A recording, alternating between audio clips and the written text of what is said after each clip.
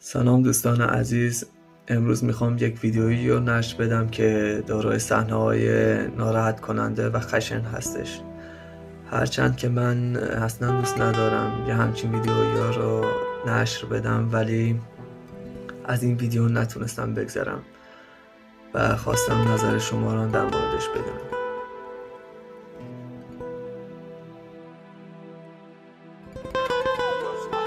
خوشحال شدی؟